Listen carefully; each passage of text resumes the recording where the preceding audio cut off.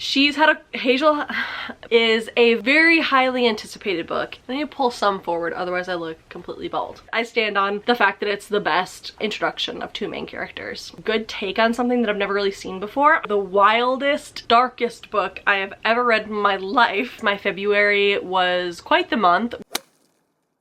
Hi everyone and welcome back to another wrap-up video. Today we are wrapping up my winter reads and my winter TBR. Even though I did not film a winter TBR video, I kind of had a mental one. I think a lot was just going on with the holidays. I choose to do my quarterly wrap-ups and TBRs during the seasons. So my winter TBR started in December, and obviously we all know the craziness of the holidays. I just had a lot going on and I didn't end up filming that TBR video, but I am very excited to film my winter wrap-up. Today we have quite a lot of books, but not as many as I anticipated because my February was quite the month, which I will update you as we get there. But today we'll be going through all the books I read in December, January, and February. I will also keep my fable list with me because I don't have all of these physically, so I'll have to remember some of the books that I don't own and what order they're in. So we're gonna start with the very first book that I finished in December, which was Josh and Hazel's Guide to Not Dating by Christina Lauren. This was such a cute little book. It was such a relief and such a palate cleanser. I think I listened to it on audio. It was only 7 hours long. It was such a good refresh because at that time I had just finished Neverlie, Quicksilver, Five Broken Blades, The Housemaid, a lot of fantasy and thrillers, and this was the first romance book I had read in a month, so it was a good refresher to have. This is about Josh and Hazel. Hazel is such an adorable character. The very first time you get introduced to her, you fall in love with her immediately. She is absolutely amazing. She is a teacher, if I remember this correctly. Sometimes I mixed this book up with another book that I read around the same time. But Hazel has had a crush on Josh since they were in college, and Hazel's the kind of person that gets very flustered and just says whatever is on her mind. So she makes a fool of herself a lot, and that really eats away at her confidence sometimes. The back of the book says, she knows she's a lot to handle, and frankly, most men aren't up to the challenge. If her army of pets and thrill for the absurd don't send them running, her lack of filter means she'll say exactly the wrong thing in a delicate moment. Their loss. She's a good soul in search of honest fun. And I 100% agree. I know Hazel's not going to be for everyone. She's definitely a lot at times, but I found her very lovable in that way because of that. She is just that goofy friend that you have that will always be themselves no matter what, but they also tend to beat themselves up on the inside a lot. And then we have Josh. It says, Josh has known Hazel since college, where her zany playfulness proved completely incompatible with his mellow restraint. From the very first night they met, when she graciously told him she would be honored to give him sex tonight, to when she sent him an unintelligible email while in a post-surgical haze, Josh has always thought of Hazel as more of a spectacle rather than a peer. But now, 10 years later, after a cheating girlfriend has turned his life upside down, going out with Hazel is a breath of fresh air. So Hazel just got a job at the school that Josh either volunteers at or teaches at. I can't really remember how he's involved, but she just got his job as a teacher, and she's also best friends with Josh's sister. So for a long time, they weren't really in the same spaces, so they didn't really run into each other that much, but now that they are like in the same school, they run into each other a lot more. And then one day Hazel's apartment floods, and Josh's sister offers up Josh as an option for her to stay with. It's only going to be a few weeks. He's very annoyed at his sister, but he still does the right thing because he's just a good guy, and he lets Hazel and her pets stay with him, and he's a huge like anti-pet person. He's just one of those people that's very put together, has a very strict regimen, and pets obviously are not included in his strict regimen. So after his sister volunteers his place as an option for Hazel, he decides that he'll just let her stay and do the right thing. And then throughout the book, they just start becoming friends and start going out and doing these like fake dates because they're both terrible at dating. So they decided that they would like prep one another and go on a bunch of double dates. So each week they choose a person that they know to go on this double date, but then all these dates keep failing, and then it's just a really cute way of them falling in love, and it's really, really cute. I ended up giving this book a 4.5 star. It was so close to a 5 star, but I think something was just missing. I don't remember if I was annoyed about something, but it just didn't quite hit that 5-star feeling. But it is such a good palette cleanser and such a good option if you need something fresh and fun. The next book I read in December was Vox by Christina Dulcher. This book I haven't heard anyone talk about. I found it actually at a library sale. My library was having a sale like last August or something, and they had a deal where you could fill up a brown paper bag full of books and it would all be $10. So I grabbed a bag and I was just filling it with a bunch of books that seemed good. I was also very late to the sale. I think it was like 10 minutes before they closed, so I was really just going based off covers and like little synopses that I would find in the books. And this is the one that really drew me in. It said, set in the United States in which half the population has been silenced, Vox is the harrowing, unforgettable story of what one woman will do to protect herself and her daughter. And that really gripped me because in this world, women aren't allowed to speak. They have these like collars on. They're almost like dog collars, and they are allotted 100 words per day. And if you go over your 100 words, you get zapped, and the more that you go over the limit, the harsher the zap is, until the point where it is like burning your skin off. And in this world, it is fairly recently since this change has been implemented. It wasn't something that has always been there. I think it was implemented like 5-10 years ago. It was implemented at a time where the main character remembers her career. She was a very smart woman, is a very smart woman. She was a doctor, a brain doctor, neurologist, something like that. It's hard to remember. I read this months ago. It's hard to remember everything. But she has 2 boys and a daughter, I believe. She has 3 or 4 kids. I can't really remember. Her daughter is like the main focus because her daughter is obviously the only one being punished because her other children are boys. And her daughter's 5 years old, and since birth, her daughter has also had a collar, and they've had to teach her like what the collar means and what's going on, until one day, since this main character is really smart and in her life before this was a very well-respected, well-renowned doctor, the like president or some high up in the government secretary, the secretary's brother gets in a skiing accident and he needs help. He's like, something's wrong with his brain and no one is better than the main character. So they come to her with a bargain saying they will take the collar off if they help the secretary or president's brother. So she's really in this debate about what's right and what she wants to do. Obviously she wants the collar taken off because it is miserable, but she also just doesn't know what the right thing to do is. Like, does she help the government and making this evil man like better? So there's a lot going on. I feel like this is a really good take on a dystopian, but I remember the one thing that bothered me is how quickly it ended. It felt like we were building up to something big and then it happened and then it was over. Like there wasn't any aftermath explanation, and I felt like you could have really pulled 100 more pages out and really flushed out the ending a little bit better. So in the end, I ended up giving this a 3.5 star. What did I say in my review? I said the idea / plot is very unique and terrifying. The symbolism to current day politics is crazy. However, I did feel like the ending was rushed. It felt incomplete. The anticipation and plotline of this book is nuts, so I left wanting more after the ending. I felt like the ending could have been something crazy, but it felt very predictable, short, and confusing. I don't know, overall enjoyable book, but something to reflect about. And I also noted it might be a 3.75. I said 3.5 to 3.75 depending on the day. Overall, it's a very good book and it's a good take on something that I've never really seen before. I really like that about dystopian books because I feel like lately there's a lot of overlap in fantasy, and obviously that is a very like under the microscope take because there is a lot of options in fantasy, but at least when it comes to romantasy, it's all kind of blending together, where I feel like dystopian, it's a lot more common where there's like completely separate ideas and things that you've never heard before, where I feel like sometimes in fantasy it's a similar magic system or it's a similar thing to something you've heard before and it's like blended together just differently, where this I genuinely not heard of before. So it was really refreshing to see something different, and I really want to diversify the books that I'm reading. So whether it's still fantasy but like a different kind of fantasy, I really want to get into that this year and try to keep reading new topics because I think that's really fun. The third book I read in December was Out on a Limb by Hannah Boden Young. I was very excited to read this book because it's been on my radar, like mental TBR, for a long time now, and it was actually our book club book for the book club I have with me and my friends. We have just like a very informal book club. We pick a book and then we Zoom together because we're in different states. But I read Out on a on a Limb by Hannah Bonham Young. It was a 4-star for me. It was very cute. It was very fun, but I know it's an accidental pregnancy trope, so if you're not down with that, then this might not be the book for you. However, I felt like this was a very good accidental pregnancy trope, and I feel like a lot of people have that same consensus when they read this.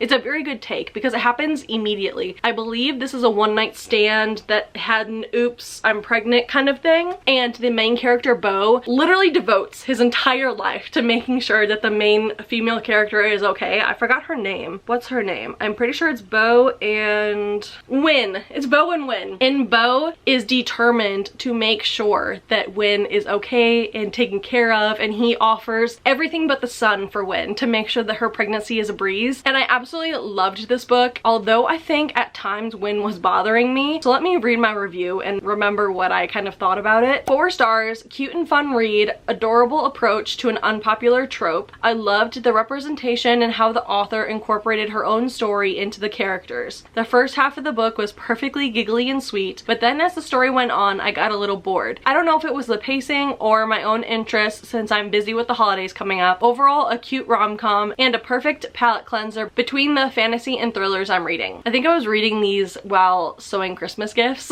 so I was just a little all over the place. But it is a really good book. It's a solid 4-star romance book. I really enjoyed it. And the way these two main characters meet is the cutest thing I've ever read in my life. It's amazing and adorable, and I love it. I stand on the fact that it's the best introduction of 2 main characters. It's so cute. So I do recommend it as a whole. Then getting into the next few books that I read towards the end of the year, I picked up You Better Watch Out by James S. Murray and Darren Wearmouth. I hadn't heard of these authors, and then I realized that James S. Murray is Mur from Impractical Jokers. I didn't realize that until the end of the book because I was listening to the audiobook. I was going back and forth between physical book and audiobook. Again, I was panicking with making Christmas gifts and stuff, so I just put on the audiobook. And at the end of the audiobook, they include like a bonus 30 minutes, which was featured in Impractical Jokers. They made Mur read his own novel while strapped to the hood of a car and race around on a track. So you hear that if you want to include that and read the audiobook. But I was honestly a little disappointed with this book. I believe I gave it a 2.5, and let's see what I said. I said 2.5, a cool concept of having a Saw-inspired Christmas murder mystery, but it didn't quite hit all the marks. I don't know what about the writing specifically bothered me, but the setup didn't seem smooth. It was hard to follow even after switching to the audiobook. I did like the twist towards the end that revealed the killer, but most of the book was somewhat boring and didn't capture my attention the way the synopsis portrayed. I was also trying to get a Christmas book in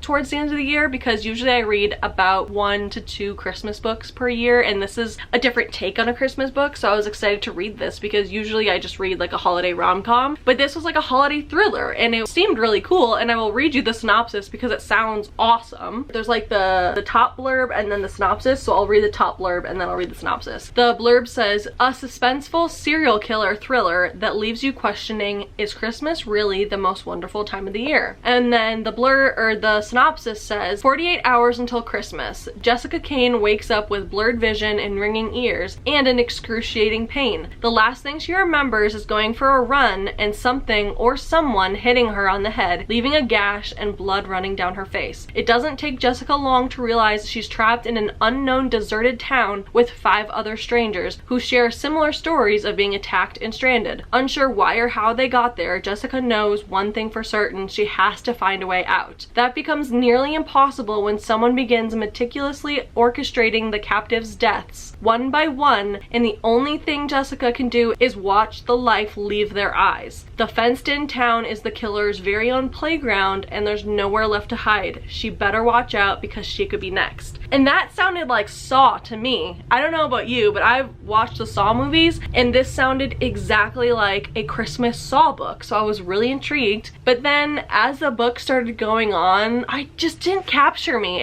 I don't know if it was the writing or the pacing, which would be the writing obviously, but like, I don't know what about it specifically. I just didn't grab my attention and it didn't flow very well. Although, as I did mention in my review, the ending was something that I didn't quite expect. that, so that was interesting and that I applaud, but it just kind of fell flat. Obviously give it a try if you're interested. It's a very short book, 220 pages, and then if you want to listen to Myrrh screaming on the top of a car while trying to read a chapter of the book, you can read the audiobook, but it just didn't quite grab me in the way that I thought it would. But it's also an easy little book if you need to catch up on a reading goal. It's 200 pages and it's at the end of the year for Christmas. Next we have another 2.5 star that disappointed me, and that is Fix Her Up by Tessa Bailey. This was a book that I've had on my physical TBR for a very long time. I bought this book back in like 2021 when it was pretty popular and Tessa Bailey as a whole was pretty popular. I think I'm kind of off of Tessa Bailey now. I do have It Happened One Summer that I still haven't read. Again, I bought it in like 2021 when everyone was talking about it. But I think going forward, I'm not going to buy any more of her books. I just don't think she's an author for me. I know a lot of people love her, and if you love her, I totally get it. At first, when I was reading, she totally grabbed my attention. I remember reading Window Shopping and absolutely loving it, but I think my taste has just changed overall, and this one I think just reflects that because it felt a little juvenile. As I said, I gave it a 2.5 star. Let's see what I said for the review. The side characters were the best part of this book. The Just Us League is iconic and the main characters were likable. However, so many moments of this book made me cringe, especially since I listened to the audio and every time he said baby girl, I wanted to crawl into a hole. Once or twice is whatever, but 30+ times, ew. It's a cute romance book, but the cringy parts were too often for me to genuinely recommend it to others. I got such conflicting feelings, and I remember really liking parts of it because I believe, what's the guy's name? Travis. So it's Travis and Georgette, or Georgie, I think they call her. Travis was a Major League Baseball player, but right now he's kind of in some hot water. I think he got dropped by his team and he's a free agent right now. He doesn't really know what he's doing with his life. So his buddy offers him a job like fixing up houses because Georgie and her whole family own like a house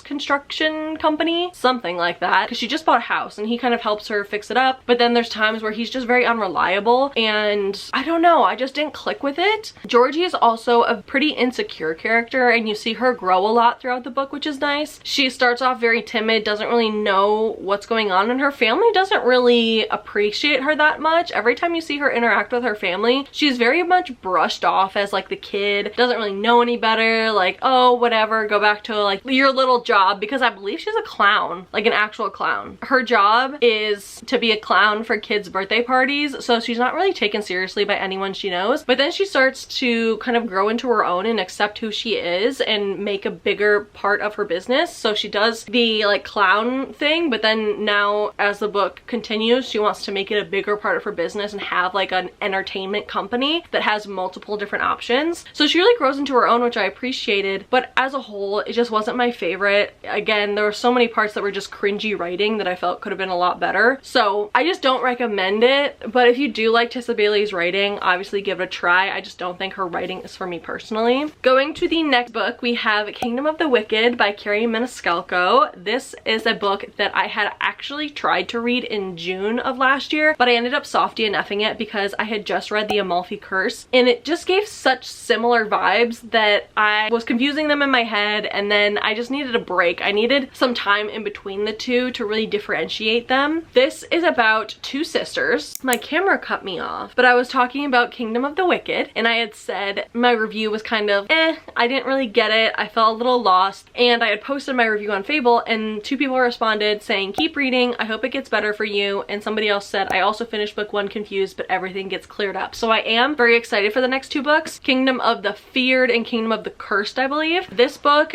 talks about Amelia. Amelia is a twin and her twin ends up getting murdered, and that's not a spoiler, it is on the back of the book. I'll just read you the synopsis because I feel like that will be the best way to explain this book. It says, Amelia and her twin sister Vittoria are straggy. I don't remember how it's pronounced. I'm gonna say straggy, but if it's wrong, I'm aware. Amelia and her twin sister Victoria are straggy witches who live secretly among humans, avoiding notice and persecution. One night, Vittoria misses dinner service at the family's renowned restaurant in Sicily. Amelia soon finds the body of her beloved twin, desecrated beyond belief. Devastated, Amelia sets out to find her sister's killer and to seek vengeance at any cost, even if it means using dark magic that's been long forbidden. Then Amelia meets Wrath, one one of the wicked, who are princes of hell. She has been warned against in the tales since she was a child. Wrath claims to be on Amelia's side, tasked by his master with solving a series of women's murders on the island. But when it comes to the wicked, nothing is as it seems. And that sounds awesome, right? But at first, I just didn't click with it. I don't know. I really liked Wrath, and I'm very excited to continue the series, but I just felt like it didn't really click at first, and we'll kind of see how it goes from here. I'm also saying that my camera battery is about to die, so I'm going to take a quick break and we will come back to finish this video. But I am very excited to continue the series, and it is a solid book. I think it's a good introduction to a series. I am looking forward to it, and I still do recommend it overall. It just wasn't my favorite, and I'm hoping that the next are my favorite. Alrighty, we are back. I had a little lunch, let the camera recharge. I can't believe it died already. I need to get a second camera battery. I don't know how I do this with only one. I'm really sad that we couldn't at least finish our December books, because I only have one more December book to share with you all, and that is Girl Stop Apologizing by Rachel Hollis. It's actually a nonfiction maybe not a memoir. Motivational book, self-help book. Yes, self-help, motivational, and inspirational.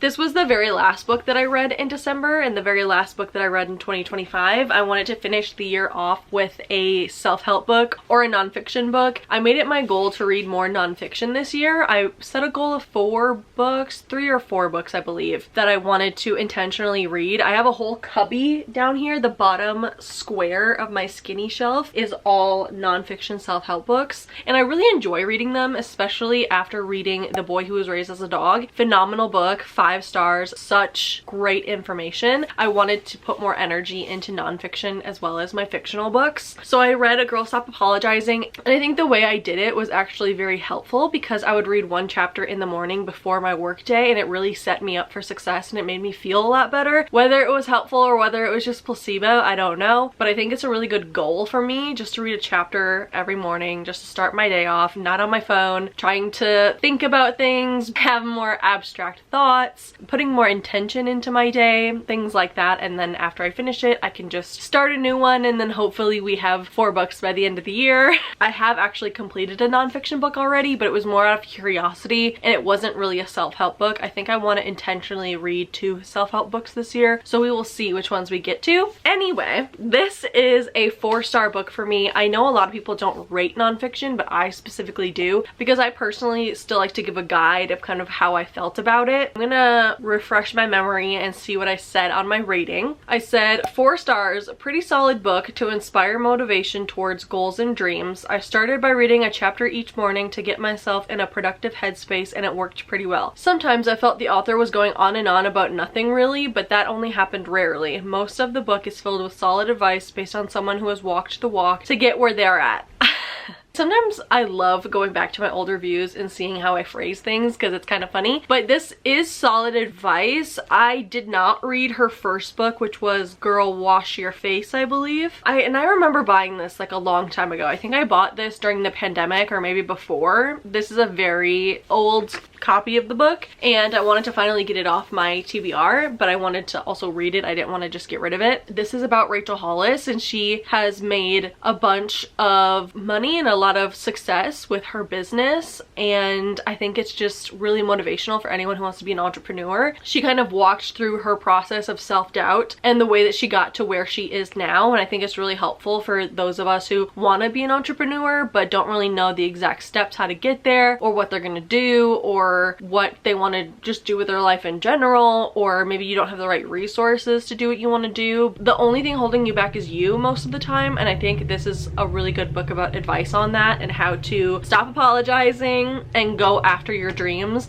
especially for moms. She talks a lot about being a mom and how that has impacted her career and her dreams, and how she still wanted to be a good mom but also a fierce entrepreneur. So I think this is specifically guided towards women. I don't know if it would hit the same for a man, but solid advice if you are interested in that. Those were the books for December. Now let's jump into our January books and the first books that I read in 2026. My very first book of 2026 was The Phoenix Keeper by S.A. McLean. This cover is so gorgeous. Like, can you see this? It is the most beautiful book ever. I am not gonna lie, the cover really won me over, but I remember this being on a table right after Onyx Storm came out, and it was something about like ways to cure like, the hangover of Onyx Storm or something like that. So it was a bunch of dragon-esque themed books, but this book is actually about a magical zoo and the magical creatures that are in it. So the little blurb on the top says, from one of the most exciting new voices in fantasy comes a warm hug of a novel featuring a magical zoo teeming with mythical beasts and a soul-restoring queer romance at its heart. So in the front it says, falling in love never burned so bright. That is my first kind of qualm with this book. First of all, I will say that I rated it a 3.25. My first qualm with this book is that for 90% of the book, it's not romance at all. The romance really comes at like 10%, the last 10% of the book. And I think it's a little misleading to say that it's a queer romance and to put on the cover, falling in love never felt so bright. I think that's a little misleading because most of the book is just a fantasy and it kind of reads more YA, if I'm gonna be honest. It's not high fantasy at all. It leans more towards cozy fantasy, even though I wouldn't say it's cozy fantasy. What I'm trying to say is it's not high fantasy. It's not very complex. It's actually very comforting. So I would say it's maybe cozy fantasy, but I don't really know what the rules are for cozy fantasy. Anyway, we have our head Phoenix Keeper.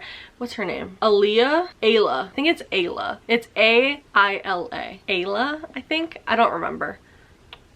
You should see, oh my god, you should see my view right now. Oh, that's literally sitting right next to me. Like, how do you not just want to cry?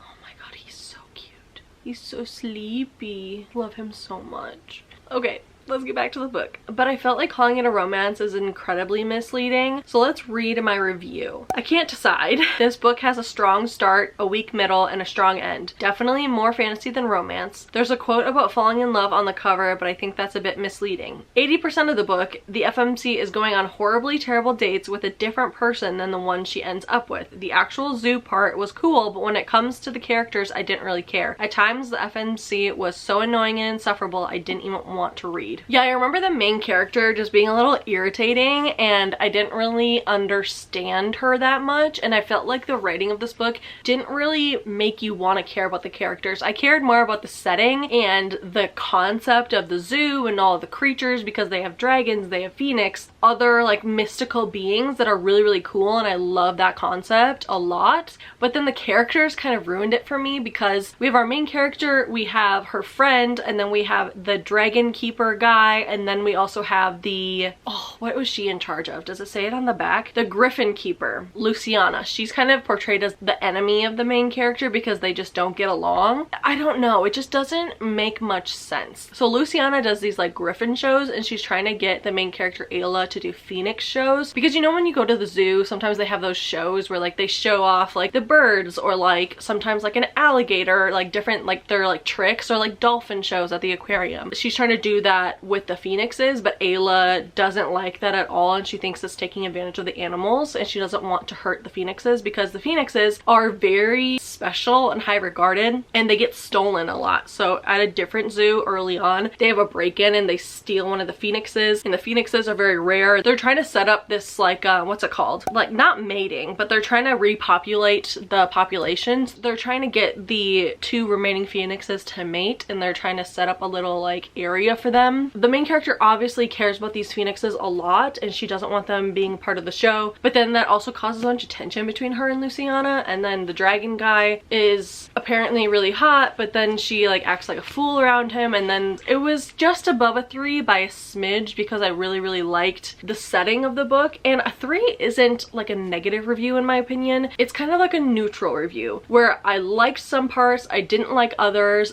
but someone else might really love it, someone else might really hate it. It's just a neutral kind of review. If this at all interests you, I do recommend that you try it out and just see how you feel. But for me, it just didn't really hit the way that I wanted it to. I thought this was going to be epic and awesome, and it just turned out a little like a little okay. But I do think it will help if you go into it not expecting a romance. It's not a romance, it's not a romantasy. I think it's very misleading to advertise it like that. So if you go into it just expecting like a zoo and kind of what happens on the day-to-day, I think that you might like it a lot more. Then the second book I read in January of 2026 is a very highly anticipated book, and that is the very first book in the Throne of Glass series. I read The Assassin's Blade by Sarah J. Maas, and yes, I did read The Assassin's Blade first. If you know this series, you know there are multiple different reading orders, and people are very passionate about which reading order is correct. People choose their different reading orders for various reasons. I was advised to read this one first because it gives a more chronological timeline. This is a book of 5 novellas, so it's not its own like book per se, it's 5 mini novellas in one book. This book takes place before any of the Throne of Glass books, so it's a book of prequels, of prequel novellas, which I think is really cool. Like, it's really cool in the middle of an 8-book series just to have a book of novellas. However, I do think, in my opinion, it is best to read it first because, again, in my opinion, it makes more sense to have all of this context going into the series rather than pausing the series, reading all the prequels, and then continuing with the series. I am very glad that I read it first, but at the same time, it is a little awkward because you don't know this person and you don't know why you should care. So let me read you my review. I gave it a 3.5, and I said, my heart's not in it yet. I'm excited for the series to officially start, and I'm glad that I read this one first. We'll see where the storyline of Selena goes from here based on the ending of this one. The novellas were interesting but felt unnecessary. In parentheses, don't kill me, I loved meeting Sam, but still felt like 5 different storylines were only okay. End parenthesis, my B. Again, that being said, I am still glad that I read it first. It gives a lot of context that I was grateful for when I went into Throne of Glass, but it is awkward when you're reading 5 novellas of a character you just got introduced to and you're wondering what's going on or why this is important. So I think it's just awkwardly placed no matter where you read it, but I do think it's a good introduction into the world and really understanding the context of everything going on. This book, I'm sure you know, but it is based on Selena Sardathian. She is an assassin. She is a very young assassin. I think she's 16 or 17 in these novellas, but she is an orphan and her only way to survive was basically becoming an assassin and working for her boss, who, what's his name? Arabin Hamel is her boss, and she is basically a lethal weapon, and she has survived all of these years by protecting herself and making money when she can. And these novellas are based on these 5 different stories that she's had to do, or these 5 different like events in her life that she's had to go through that are very challenging. I think it would be interesting to read this after the entire series just to kind of like see how I feel about it after knowing everything, you know? And you get introduced to some characters that are very beloved by the fandom, so it is also fun to, you know, get to know them. But it wasn't as crazy as I was expecting or as the anticipation of it all makes it out to be. I'm not wording this very well, but as a very beloved book series, you can only imagine how epic it is, and it wasn't as crazy as I was expecting, but I'm assuming that the love for the series stems off of the last 4 books in the series because that's when everything builds. So I am very excited to finish the series, but this one's a 3.5. I feel like 3.5 is pretty good though for a book of pure novellas, so I'm excited to continue it. The next book is a little pause in the Throne of Glass journey, and I read Icebreaker by Hannah Grace. This is a very, very popular book. Well, I wouldn't say popular, I would say infamous. It's a very well-known book. You either love it or you hate it, and I think it's one of the most popular examples for people when they talk about smut and sports romance and why book talk is ruining reading and all the things. Like, this book is at its center for sure. I ended up giving this book a 4-star, and I said I was debating between a 3.5, a 3.75, or a 4, but I felt like the ending plus the group of adorable friends earned the 4-star rating. The writing was cringy at times, but didn't continue throughout throughout the entire book, making it hard to read. Just a few awkward moments. I love all the characters, minus Aaron of course, but I especially love Lola and the connections between the girls and all of the hockey players. Cute and smutty at the same time. Overall, a good hockey romance and a fun, flirty book. I know this book gets a lot of hate, but I did have a good time reading it. It was fun. This book is about a figure skater and a hockey player. Anastasia is a figure skater. She's a couples figure skater, so she has a male partner and they do like the figure skating. I don't know how else to call it, but obviously if you've seen the Olympics, you know what I'm talking about. And then Nathan, the male main character, is the captain of his hockey team. Something happens where Anastasia's partner gets injured and it's kind of involving the hockey team, so then Nathan steps up to train with her because she needs a partner to practice her routine. So he steps up to help her out and things get a little flirty and fun. I think these types of romance books are also fun because they always start with the two characters like hating each other, not really liking each other. Usually the FMC hates hockey players and she never wanted to be interested in hockey players, but then for some reason she ends up having to speak to the hockey captain and having to get to know him, and then they're in this forced proximity-ish thing with certain circumstances. I felt the same way about Collide by Ball Cabra. That one was so good. I loved that book. I think that was a 4.5. This one was a 4 because some of the writing was just like, ew, why'd you say it like that? But luckily that didn't happen too often where I ended up having an ick. Like, it didn't give me the ick, but sometimes I was like, can we pick another word? Can we rewrite that sentence? Can we take that sentence out? But overall, I really liked it and it was just fun. It's a fun and flirty book. I don't know what else to say. Now we're gonna switch genres completely and we're going to go for the wildest, darkest book I have ever read in my life, and that is Tender is the Flesh by Augustina Bazterrica, please. This book is absolutely insane and I would read the trigger warnings because it has every trigger warning you could possibly think of in this book. Please consider your mental health before you go into it. If you are sensitive to anything, please read the trigger warnings because this one is a wild one. I ended up giving it a 3-star. Let's read my review before I get into everything. I truly don't know what I just read. This has just about every triggering topic possible, so please read trigger warnings. So many parts of this book disgusted me, yet at moments it also intrigued me. Once we got to the Jasmine part, I lost all respect and credibility towards the main character, because ew. But the connection that was established on the last page lessened the blow and made that choice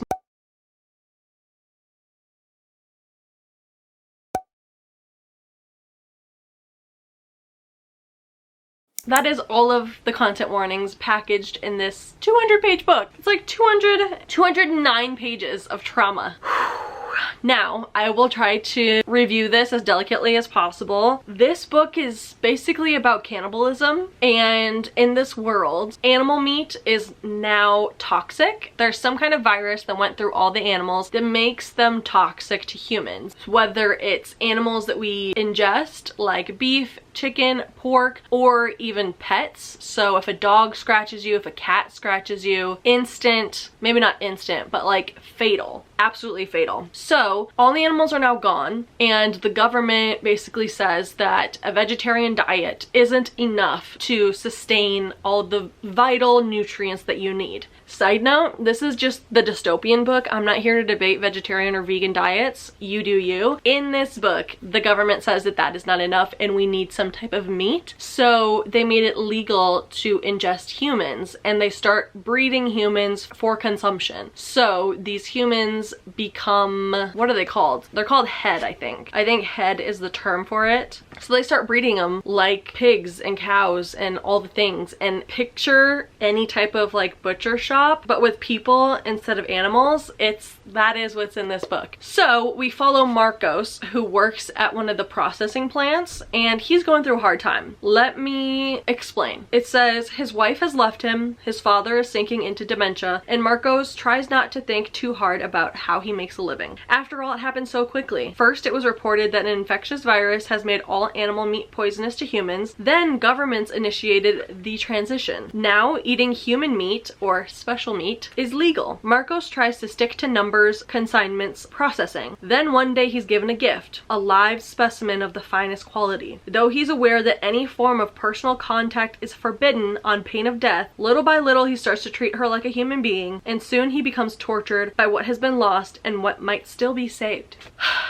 How do I explain this? There are different types of head, is what they are called throughout the book. Special meat, human meat, head, all the same thing. Throughout the book, they describe that in this world, they have designed special artificially generated types of head that develop at a rapid rate. Obviously, they need more meat faster, so they artificially make it faster. They make them grow faster. However, they do still have regular people that they call FPGs, I think. FPG. It's some type of acronym. I forgot the exact letters, but it basically means a regular human grown at a regular rate. So that is more highly regarded. It's like the Wagyu of this world because it takes so long to develop and it's not artificially generated at all. So this is like the prime head or the prime meat for them to consume. So his boss is the head of the processing plant. They've been doing well this year, so he gifted Marcos the FPG. I'm just gonna call it FPG. It might be a different acronym, I'm not sure. But he gifts him one. But the entire part of the book, Marcos is not about that life. He just wants to punch in and punch out of work and forget that this life exists. Obviously, his wife just left him. He's going through a hard time. He has a bunch of family shit going on. So he's trying to forget that this is happening, but then he's stuck with this person and he doesn't know really what to do with them. And then things just start to go downhill and spiral, and it makes me want to throw up in my mouth. And that is this book. Enjoy. That being said, I feel like I'm painting it in a very negative light. I do recommend for those who feel like they can take it, who feel like they have like the stomach for it. I will say it doesn't get very graphic. Like there's not any super graphic scenes, maybe one, but as for like explicit gore, it's not really explicit gore. It's more psychological. It's trying to give you the ick, and I understand why it's banned, as I said, but I talked about this on my TikTok because I just truly felt like I was in my own world and I needed somebody to talk to about it. A lot of people in my comments were saying it's a wild book, but it's one that you'll never forget. I agree, and I like that perspective. It's a crazy book. It's only 200 pages and it's one that you'll never forget, and some people like it a little more than others, and I encourage you to read it and just to try it if you can handle it. But again, know what you're going into and understand that it's gonna be a lot and it's gonna be weird and it's gonna make you feel icky, but it'll be over in 200 pages. I truly still to this day don't know how to summarize that book. It's just such a wild book that it is in a class of its own. Whew, it's crazy. Now, completely switching back to regularly scheduled programming, we have the next two books in the Throne of Glass series. I'm gonna kind of group these together because it's hard to talk about a series without spoiling it. So I'm gonna first talk about Throne of Glass, but then I'm gonna kind of wrap Crown of Midnight into it because I don't love to talk about books that are second, third, fourth into a book because then it kind of spoils what happens in the first book. So we're gonna first talk about Throne of Glass. Throne of Glass, I gave a 4.5 star, and I was very excited. I said in my review, now we're cooking, in all caps. I love Dorian, such a charismatic king. Chaol makes me want to cry with his silent yearning. Both Dorian and Chaol are such lover boys. I hope the series is good to them. Anyway, the competition was so fun and kept things fast paced. I love how the author makes Celaena so multidimensional. In fantasy books, the cold-hearted assassin isn't always multidimensional as she is. We see her gentle heart and how she can be so kind and caring to others. Also having other interests like books and music and animals. But I also love when she calls everyone morons. Her personality is so fun. The arrow competition also reminded me a lot of Katniss Everdeen from the Hunger Games. Throughout this book, I felt Hunger Games vibes, and I like that it took me back to that feeling of loving a similar series. In all caps. Also, the period scene took me out. If you know, you know. It was such a good introduction to the series. I really liked it, and it really grabs you from the start, and it's like, hey, this is what it's about. This is why we love it. This is super cool. It's got a competition, which I love. In the top little blurb, it's just 3 words, and it says lethal, loyal, legendary. So I'll read the synopsis of this one, but then I won't read the synopsis of this one because, again, I don't want to spoil the first book if you haven't read it. In a land without magic, an assassin is summoned to the castle. She has no love for the vicious king who rules from his throne of glass, but she has not come to kill him. She has come to win her freedom. If she defeats 23 murderers, thieves, and warriors in a competition, she will be released from prison to serve as the king's champion. Her name is Celaena Sardothien. The crown prince will provoke her, the captain of the guard will protect her, and a princess from a faraway country will befriend her. But something rotten dwells in the castle, and it's there to kill. When her competitors start dying mysteriously one by one, Celaena's fight for freedom becomes a fight for survival and a desperate quest to root out the evil before it destroys her world. It's so good. This is the first published book. This is the second published book, and then this one was technically published third, but it happens before any of these. Let me get on frame. It was really up to you on when you want to read it. Some people read it first, some people read it third, some people read it fourth. There's another book that's in between these two. It's really up to you on how you want to read it. I decided to read this one first because it happens chronologically in this order, but publishing wise it happens in this order. This one is about Celaena Sardothien,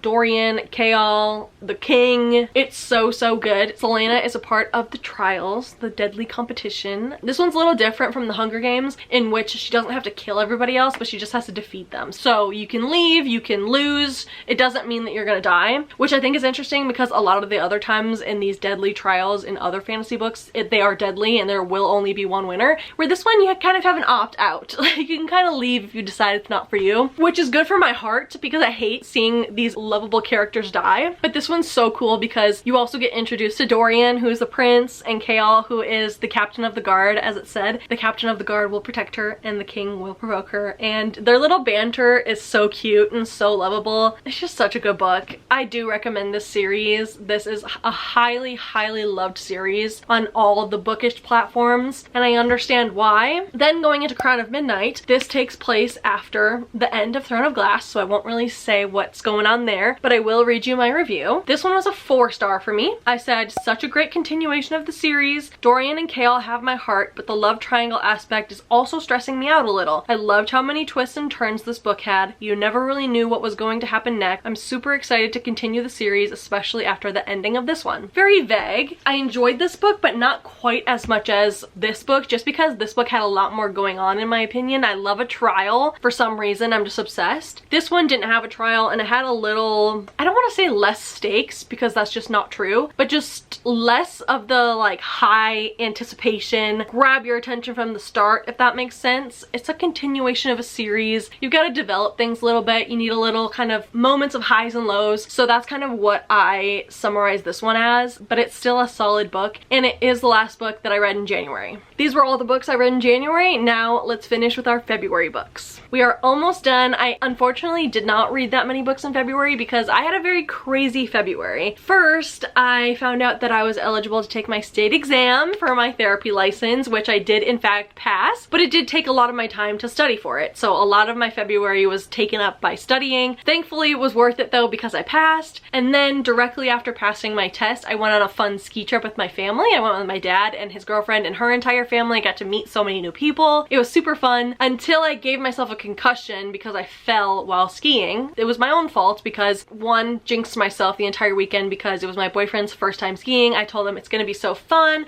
I've never fallen. You're gonna be fine. Then I fell because I was too busy watching other people snowboard and I just wasn't paying attention. It was totally my own fault. I fell. I smashed the back of my head on the hill. Thankfully, I was wearing a helmet. Everyone wear your helmets. So I ended up being okay, but I did have a pretty bad concussion and I wasn't able to ski for the rest of the trip. Again, I couldn't really look at like my phone, couldn't really read, not doing too well. Luckily, it was a short trip, so then we were there for a day or two and then we got home. The morning I woke up from being home from the ski trip, I woke up with the stomach flu. Not only did I have concussion symptoms, I then got the stomach flu and I couldn't keep even an ounce of water down and I was miserable. I spent most of the time sleeping because being unconscious was the only comfortable way to lay down. I was having severe abdominal cramping to the point where I actually went to urgent care because I was in so much pain and I wasn't sure how much was correlated with the concussion, so I just wanted to get checked out. They determined that they were two separate things that just really happened to happen like right on top of each other, just because vomiting is a symptom of concussion. So I just wanted to make sure my brain was okay. After spending hundreds of thousands of dollars on a graduate degree, I wanted to make sure my brain was okay. Luckily it is, and I just ended up having the stomach flu directly after concussion. So that is why why I only have 3 books to share with you for February. I know a lot of you didn't ask, but I wanted to include that. You're welcome. 2 of these books I actually don't own physically. I only have 1 book that I own physically, and it's the last book that I finished in this winter wrap-up. First book that I started and finished in February was Anathema, which was our book club pick. I have a little book club with my friends that we absolutely love. I was very interested in this book because I had heard a lot of good things, but I ended up rating it a 3-star. It was a bit of a disappointment for me, and I'll read you my review. I said, I have no idea what just happened. This is a strange book. As a romance girly, I didn't think that the main characters had enough banter or connection for me to care about their relationship. Their connection was just lust. Also, part of this book was creepy and predatory. Throughout most of the book, I simply did not care what was happening. There were many cringy descriptions as well, such as, I don't want to say this on the internet actually. The male main character's sister was the best part of the book in my opinion, but the ending did get me, and it was both fucked up and genius of the author to end it that way. I will say,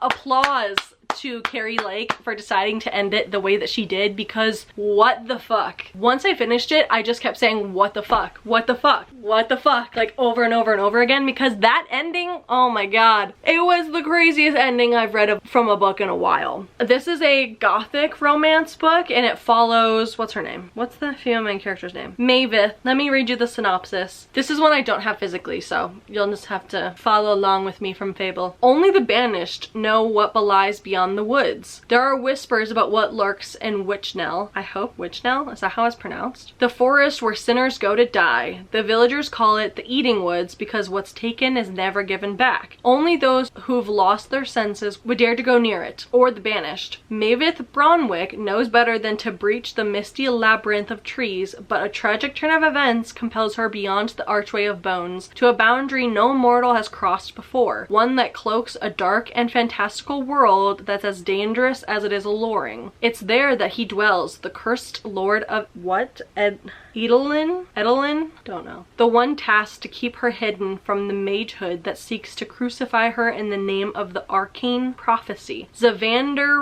Ryden, known to his prey as the Scorpion, is the coldest, most calculated assassin in all of Etheria.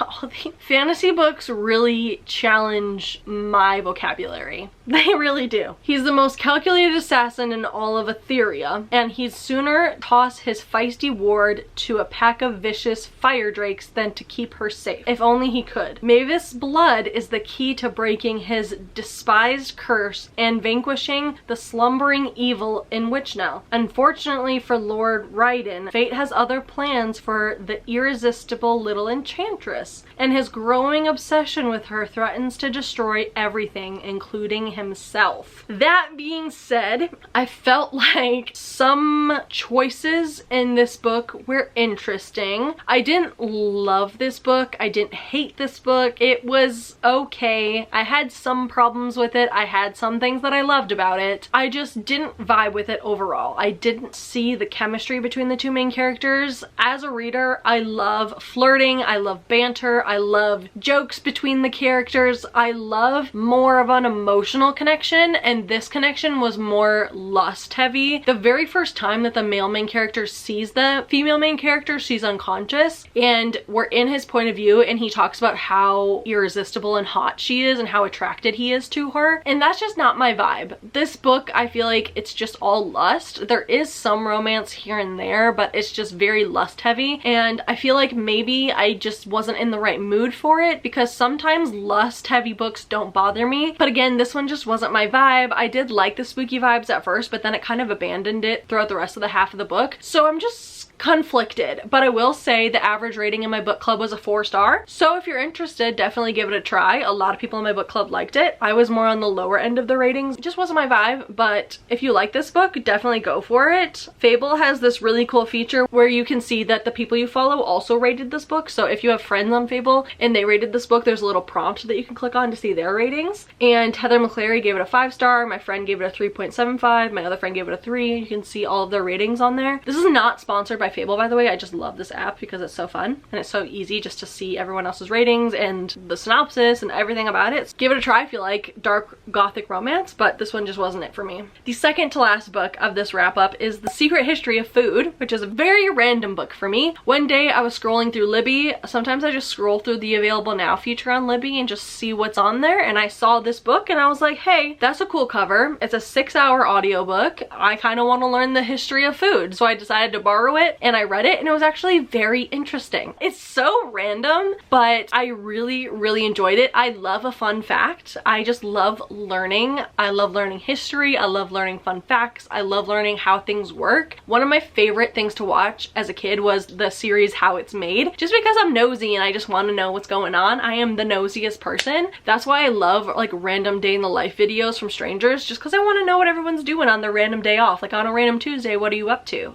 I'm curious and I'm nosy. So when it came to this book, I went into it just wanting knowledge. When I first opened it, I didn't really know what to expect, but I was pleasantly surprised because this book isn't about the dark history of like the meat industry or the dark history of American food. It's genuine history about where things come from. So the opening chapter is about pies and like why we have pies and the types of pies that they used to make like back in the day, like in the 1600s, 1500s. It's more about like wives' tales, explaining the history of random foods. The one that I remembered the most was about corn, actually, and they were talking about the impact of corn and how back in the day we used to just manually recycle corn. So it used to grow and then we'd use the kernels and then it would kind of repopulate itself and we would help it kind of grow on its own. But now, since we use corn so much, we have artificially regenerated all of it. So now we spray the soil with all these like chemicals and then we enhance the growth of the corn and how much we grow. And then the author was also talking about that impact on the climate and how much water it takes to grow corn and how impactful it is and how much it takes out of our natural environments. And as that was being explained, I was like, wow, I didn't know that corn was that detrimental. Like, I should lower my corn intake. But then in that moment, he further explained the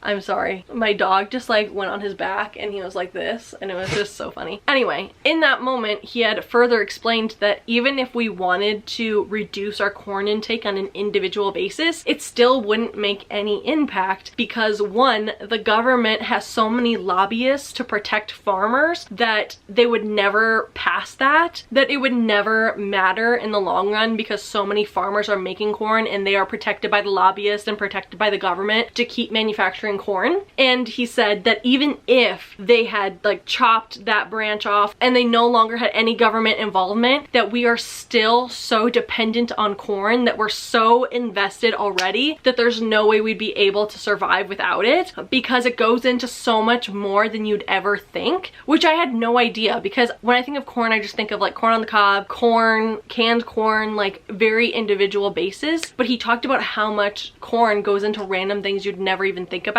and how much it impacts everything that we eat. So it obviously goes into corn tortillas and it goes into gluten-free based flours because it has to replace the like binding of the flour. So a lot of corn goes into it. And then it goes into all of the animal feeds that feed all of our proteins. So the corn impacts all of the beef, all of the chicken, all of the eggs, all of the dairy that we consume, all of the pork that we consume. That affects all of the animal byproducts. And then on top of that, he said it's also broken down and made into like plastics. So even the bag that holds your corn tortillas have corn in them, and everything is impacted by corn apparently. So things like that is just so fascinating to read about. They also had a chapter about honeybees. They had a chapter about pies, as I said. They had a chapter, can't remember. Oh my god, they had a chapter about ice cream and how ice cream surged when the prohibition happened in America. So it's kind of linked to like alcoholism in a weird way because it's known as such a comfort food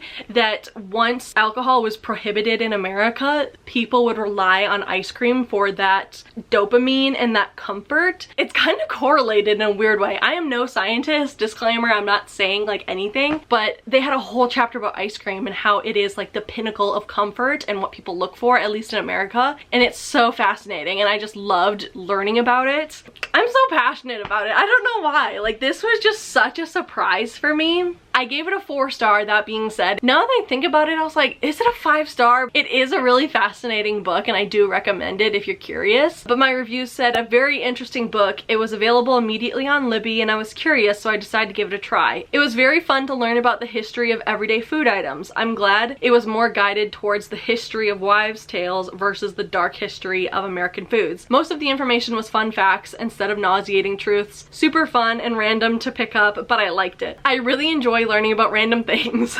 That is kind of me in a synopsis. I just love learning about random things. So books like this, I'm just like, yeah, let's spend 6 hours learning about random foods and where they come from and how they impact everyday functioning and everyday lives. It was so good. I really enjoyed it and I really recommend it if you have 6 hours to burn and you just want to learn more about where our food comes from and why we decide to eat certain foods. Let me get off my soapbox and let's go to the final book that I read in February, the final book of our winter wrap-up, which is a big one, yet small. It is Animal Farm. Oh, I have hair. Very highly anticipated book, yet very skinny. It is, what, 100 pages? 97 pages. Such a fascinating book. I had heard about Animal Farm so many times. It is very famous, very well-renowned book. It's the 75th anniversary of Animal Farm, which is crazy. So let me start off with my review and then we'll get into the book and I'll explain kind of what it's about because no one really told me what it was about. I had just heard about it, how it was a banned book and how it had so many ties to like society and politics. So let me start with the review first. I gave it a 4-star. It's really sad and upsetting that this book was written 75 years ago and it is still completely relevant to modern day politics. Quote, all animals are equal but some animals are equal than others, unquote, is perfect example of society in 2026. With ICE ripping families apart and the blatant racism and mistreatment of people of color, it couldn't be more relevant. The story itself was a perfect representation of how people gain power and how quickly it can be twisted and manipulated. I wouldn't say this is the best book I ever read or anything super special. However, it is a good representation and example of corruption and totalitarianism. Perfect read for the apolitical person in your life, lol.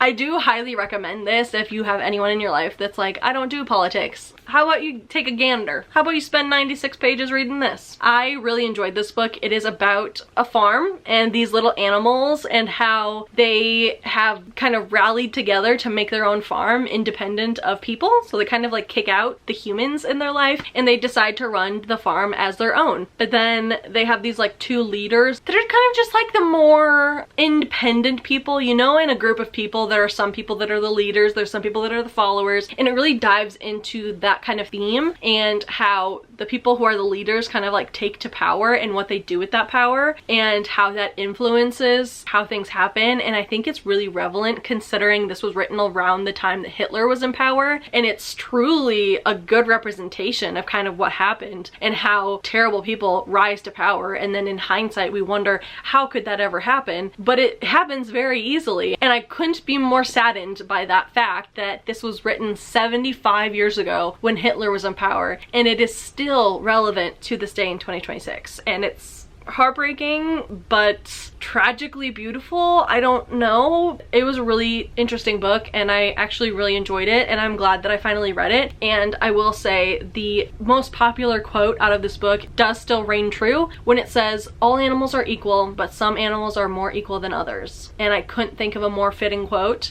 to what's happening right now with ICE and with the racism in America. And that is how we will end this reading wrap up. These are all the books that I read in my winter reading journey. I don't want to say winter TBR because I didn't really have a winter TBR, but this is my winter reading wrap up. I hope you all enjoyed. I hope you got some good recommendations from me. I hope I did a good job recommending some books. If you are interested in my channel, I do a lot of reading content and a lot of reading vlogs. I'm hoping to do more TBR videos and more reading wrap ups, so please subscribe to stick around and I'll see you guys next time. Bye.